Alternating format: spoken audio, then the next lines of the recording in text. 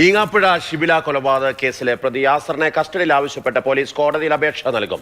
5 ദിവസത്തേക്കാണ് കസ്റ്റഡി ആവശ്യപ്പെടുക.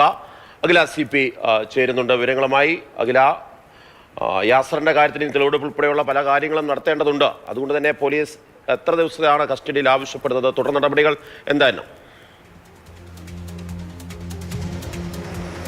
മാർഷൽ അഭിലാഷ്, അതായത് ഇന്നു മുതൽ 5 ദിവസത്തേക്കാണ് യാസിറിനെ പോലീസ് കസ്റ്റഡിയിൽ ആവശ്യപ്പെടുക. ഇന്ന് താമരശ്ശേരി കോടതിയിൽ അതുമായി ബന്ധപ്പെട്ട അപേക്ഷ നൽകും. കഴിഞ്ഞ ബുധനാഴ്ച 14 ദിവസത്തേക്ക് യാസിറിനെ റിമാൻഡ് ചെയ്തിരുന്നു. ഇനി യാസിറിനെ ഈങ്ങാപ്പുഴയിൽ എത്തിച്ച് ഷിബിലയുടെ വീട്ടിലെത്തിച്ച് തെളിവെടുപ്പ് ഉൾപ്പെടെയുള്ള നടപടികളിലേക്കാണ് പോലീസ് കടക്കുക. അപ്പോൾ പോലീസിനെ സംബന്ധിച്ചിടത്തോളം യാസിർ എന്ന് പറയുന്ന വ്യക്തി അവിടെ എത്തിച്ച് തെളിവെടുപ്പ് നടത്തുക വലിയൊരു വെല്ലുവിളിയായിരിക്കും. കാരണം ഇപ്പോൾ തന്നെ വലിയൊരു ജനരോക്ഷം യാസിറിനെതിരെയും പോലീസിനെതിരെയും ഈങ്ങാപ്പുഴയിലുണ്ട്, താമരശ്ശേരി ഭാഗത്തുണ്ട് എന്നുള്ളതാണ് പ്രധാനപ്പെട്ട കാര്യം. അതുകൊണ്ട് പോലീസിന് തെളിവെടുപ്പ് നടത്തുക എന്ന് പറയുന്നത് വലിയ വെല്ലുവിളിയായിരിക്കും. അപ്പോൾ കഴിഞ്ഞ ചൊവ്വാഴ്ചയാണ് ഷിബില ഈ യാസിറിന്റെ ക്രൂരമായി കൊലപ്പെടുത്തുന്നത് എന്നുള്ളതാണ്. അപ്പോൾ ഈ യാസിറിന്റെ കാറിൽ തെളിവെടുപ്പ് നടത്തിയിരുന്നു. ഫോറൻസിക് സംഘം കാറിൽ പരിശോധന നടത്തിയിരുന്നു. അന്ന് കാറിൽ നിന്നൊരു കത്തി ഉൾപ്പെടെ ബാഗ് എല്ലാം കണ്ടെത്തുന്നുണ്ട്. അപ്പോൾ അതെല്ലാം തെളിവായി പോലീസിന് മുന്നിലുണ്ട്.